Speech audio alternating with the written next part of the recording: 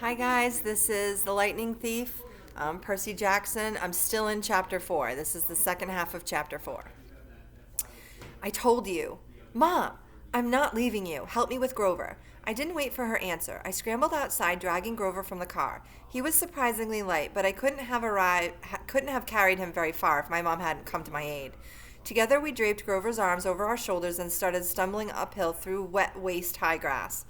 Glancing back, I got my first clear look at the monster. He was 7 feet tall, easy, his arms and legs like something from the cover of Muscle Man magazine. That's an illusion. Bulging biceps and triceps and a bunch of other seps, all stuffed like baseballs under vein-webbed skin. He wore no clothes except underwear. I mean bright white Fruit of the Looms. There's another illusion. Which would have looked funny except that the top of his body was so scary.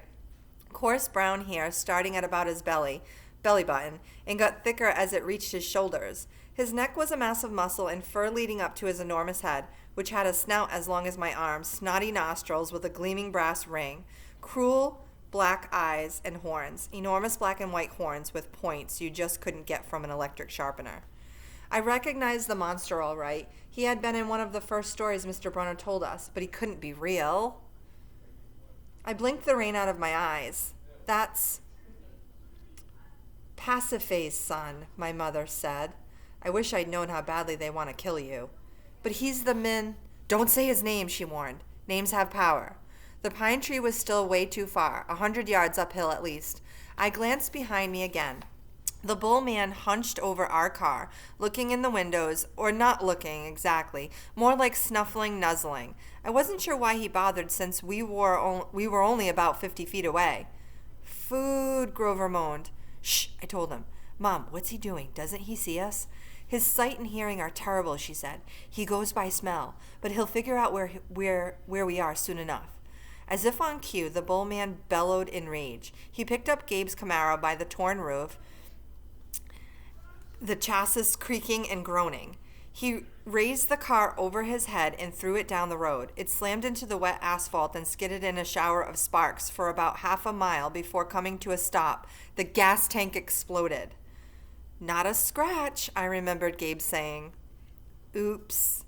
Percy, my mom said, when he sees us, he'll charge. Wait until the last second, then jump out of the way, directly sideways. He can't change directions very well once he's charging. Do you understand?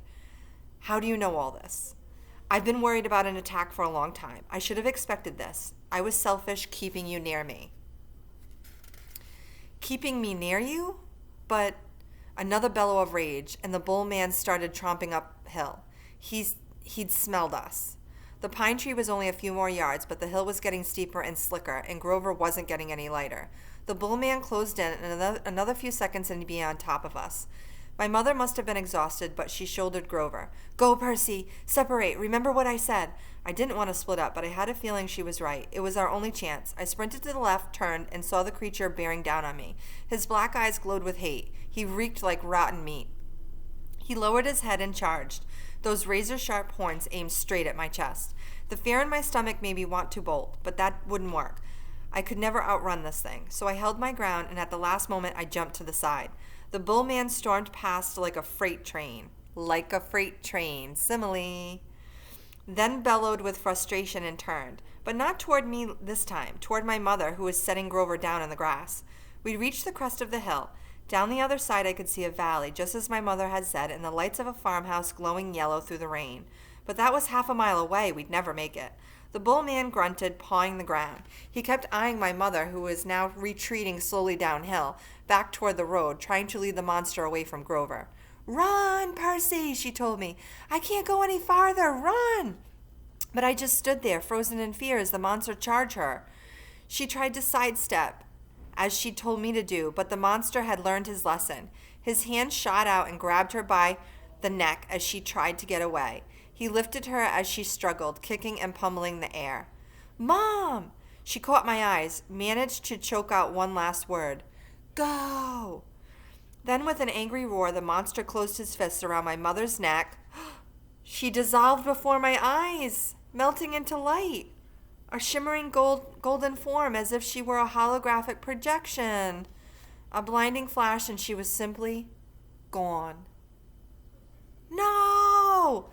Anger replaced my fear. Newfound strength burned in my limbs, the same rush of energy I'd gotten when Mrs. Dodds grew talons. The bull man bore down on Grover, who lay helpless in the grass. The monster hunched over, snuffling my best friend as if he were about to lift Grover up and make him dissolve too. I couldn't allow that. I stripped off my red rain jacket. "Hey!" I screamed, waving the jacket, running to one side of the monster. "Hey, stupid! Ground beef!" Rawr! The monster turned toward me, shaking his meaty fists. I had an idea, a stupid idea, but better than no idea at all. I put my back to the big pine tree and waved my red jacket in front of the bull man, thinking I'd jump out of the way at the last moment. But it didn't happen like that. The bull man charged too fast, his arms out to grab me, whichever way I tried to dodge. Time slowed down. My legs tensed. I couldn't jump sideways, so I leaped straight up, kicking off from the creature's head, using it as a springboard, turning in midair and landing on his neck. How did I do that? I didn't have time to figure it out. A millisecond later, the monster's head slammed into the tree, and the impact nearly knocked my teeth out. The bull man staggered around, trying to shake me. I locked my arms around his horns to keep from being thrown. Thunder and lightning were still growing strong. The rain was in my eyes. The smell of rotten meat burned my nostrils. The monster shook himself around and bucked like a rodeo bull. This is another simile. He should have backed up into the tree and smashed me flat, but I was starting to realize that this thing had only one gear, forward. Meanwhile, Grover started groaning in the grass. I wanted to yell at him to shut up, but the way I was getting tossed around, if I opened my mouth, I'd bite my own tongue off. "Food," Grover moaned. The bull man wheeled toward him, pawed the ground again, and got ready to charge. I thought about how he had squeezed the life out of my mother, made her disappear in a flash of light, and rage filled me like a high-octane fuel. I got both hands around one horn and I pulled backward with all my might. The monster tensed, gave me a surprised grunt, then snap. The bull man screamed and flung me through the air. I landed flat on my back in the grass. My head smacked against a rock. When I sat up, my vision was blurry, but I had a horn in my hands, a ragged bone weapon the size of a knife. The monster charged. Without thinking, I rolled to one side and came up kneeling. As the monster barreled past, I drove the broken horn straight into his side, right up under his furry ribcage. The bull man roared in agony. He flailed, clawing at his chest, then began to disintegrate, not like my mother in a flash of golden light, but like crumbling sand, blown away in chunks by the wind, the same way Mrs. Dodds had burst apart. The monster was gone. The rain had stopped, the storm still rumbled, but only in the distance. I smelled like livestock, and my knees were shaking. My head felt like it was splitting open. I was weak and scared and trembling with grief. I'd just seen my mother vanish. I wanted to lie down and cry, but there was Grover, needing my help. So I managed to haul him up and stagger down into the valley toward the lights of the farmhouse. I was crying, calling for my mother, but I held on to Grover. I wasn't going to let him go. The last thing I remember is collapsing on a wooden porch, looking up at the ceiling fan circling above me, moths flying around a yellow light, and the stern faces of a familiar-looking bearded man and a pretty girl, her blonde hair curled like a princess's. They both looked down at me, and the girl said, "He's the one. He must be." "Silence, Annabeth," the man said. He's still conscious. Conscious. He's still awake." So he didn't want him to hear what Annabeth had just said, how he's the one, he must be. "Silence, Annabeth," the man said. He's still conscious. Bring him inside." That's the end of chapter 4.